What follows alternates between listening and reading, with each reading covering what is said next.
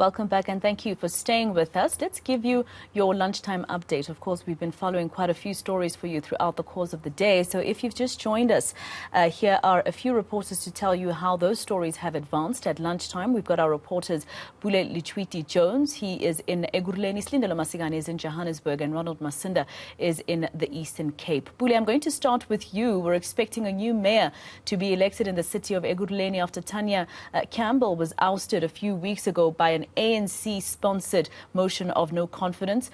Do we expect to actually have a new mayor in Ekurhuleni by the end of today? What do you see? Yeah, definitely. What I can update you right now is that the voting process has concluded, but I'm just going to head straight to the point to speak to the ANC Regional Secretary, Mhlongo. Thank you very much for joining us. We just wanted to ask something just to get as to the head of the whole process. Would one be correct to say the talks between the ANC and the EFF were not fruitful, hence what we saw today, where we are seeing the EFF pulling out their mayoral preferred candidate, Mr. Dunga, but you continuing with Johannesburg as well? Okay, thank you. I think it is safe to say that in coalition processes there's expectation to have differences between political parties. We're not always going to agree on certain things, and we felt that it is best for the ANC to actually field its own candidate, Mr. Johannesburg. As you would have seen, he's been in the council for long, he's got the experience, and we believe that he's the best candidate to move the city forward. Are you confident that he will emerge as the mayor for Ekurhuleni? Look, I don't want to lie, it's a tight one. So what we're doing right now is waiting to see what is going to happen with the voting. However, our confidence and our happiness is that we fielded a candidate as the ANC because we saw the deteriorating state of the city. That's why we pulled the motion of no confidence. We do believe that Comrade Johannesburg is the best person to move us forward. Do you not feel the EFF could have had a better position of having their candidate in? Okay, look, I think the situation in Ekurhuleni is that we won at least by the majority, even though we were not then necessarily the ones that were able to get into the executive. We believe that our candidate is the one who makes a better candidate. So essentially talks broke down? I mean, at some point you understand that there are disagreements and you get to a point where you believe that, look, what is best for us is to now move with our own person. Thank you very much for that quick update there. That's the ANC Regional Secretary just giving us an update regarding what we understand as talks between the EFF and the ANC not having been fruitful, hence why we saw Nkululeko Dunga withdrawing from representing the EFF as the mayoral candidate in the city of Ekurhuleni. ANC then fielding in John Gizizwe as their preferred candidate, who will be now up against Tanya Campbell. We can confirm that the voting process has concluded. It's now lunch. From there onwards, we may be getting the results and essentially getting to the name of who is the new mayor of the city of Ekurhuleni. All right, let's bring you to Johannesburg now, where we find Silindelo Masikane. She was covering the court case of the men arrested of that July shooting in the Nomzamo tavern in Soweto. Sli, the confirmation comes as the suspects appear in court today that there's another person who's died in hospital.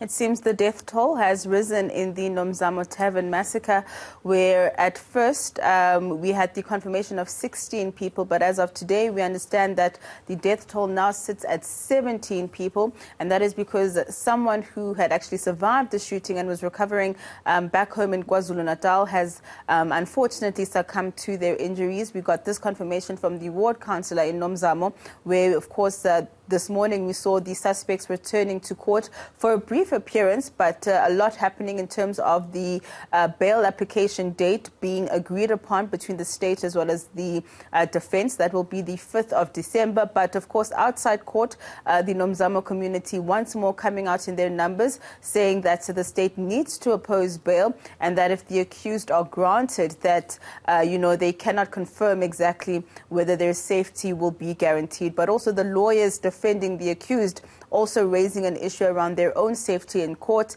telling the magistrate that they are being threatened every time they arrive to court to defend the accused. And at this point, the confirmation we have from the state is that the accused at this point are facing around 72 charges, which include racketeering, murder, attempted murder, as well as possession of unlicensed firearm, as well as ammunition. So at this point, we wait to see on the 5th of December whether or not we will be at that point be allowed to actually reveal the identities of the accused, because at this point we've been asked not to. But let's just take a listen to the confirmation around the death toll. One of the victims has succumbed to his injuries, and he was in the rural KZN. So he'll be sadly buried in the, at the weekend. So obviously the family has made us aware and confirmed that the 17th person has passed on. So now, as much as we are hearing what the court has decided, but when we hear the sad news of the passing of another person, the pressure and the pain keeps on, exerting itself, So we're hoping that at the end of the day, in the next court appearance, the bail will be denied. We're hoping. We're on, as much as they're crying about their safety, I think it's good when they are kept in until all processes are done. Because at the end of the day, it is not really a pleasant situation. All right, let's take you to Ronald Masinda in the Eastern Cape. You might remember that story of the 7 prisoners who escaped from Vinek prison in Makhanda. We thought that 3 people have been rearrested, Ronald, but we've been corrected. Just give us more details about that. Masego, good afternoon. Well, shocking revelations emerging here in the Eastern Cape. The police had initially said that 3 of those escaped prisoners had been rearrested. It now turns out that only 2 have been rearrested, and this is 3 weeks after that prison break, and it looks like a case of mistaken identity. So many questions are posed for the police as to how they've handled this particular matter, and this doesn't bode well for them, given that they did promise the public that the 7 escapees will be rearrested as soon as possible. 3 weeks have now gone by, and many community members, especially near the Makhanda area, are living in concern.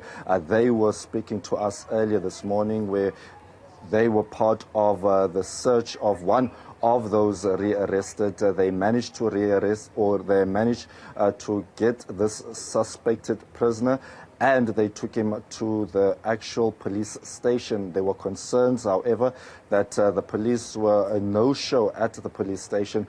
Some of the people that we spoke to said when they took this particular man to the police station, there were no police officers, and they made quite a number of calls. It was only later when off-duty police officer assisted them and identified this as one of the rearrested prisoners. But now it turns out that only 5, we don't know where they were about. We've tried to speak to correctional services. They are still trying to find out more information, because they also initially thought that 3 of those 7 prisoners have been rearrested. The police commissioner here in the province confirming that only 2 have been rearrested. I asked her those questions earlier, Masego, and this is her response. The issue at Makhanda is that we were informed that 7 prisoners escaped from the prison.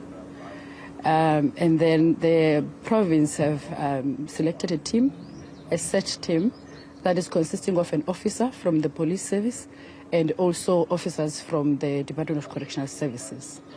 A search ensued, and thereafter one of them, the first one, was noticed somewhere in 7 Fountain, where the community reported that there is this person, and the police were alerted, and he was rearrested. The second one was arrested by the search team while hiking on the N2 between Grahamstown and King Williamstown, and he was rearrested. I can confirm that we still have 5 that is out there, and the team is currently following information to where they are. All of them are now busy on the ground searching for the 5. After following up the information that we received that the first one was arrested in Bloemfontein, I was told that it is not correct. It was not the right person. So instead of having 3 rearrested, we only have 2 that are rearrested. The 5 is still outstanding. We're still looking for them. Okay, so you're officially confirming that only 2 have been rearrested? That's correct. Only 2 have been rearrested. All right, that was your lunchtime update here on eNCA with our reporters Pule, Letshwiti-Jones, Silindelo, Masikane and Ronald Masinda.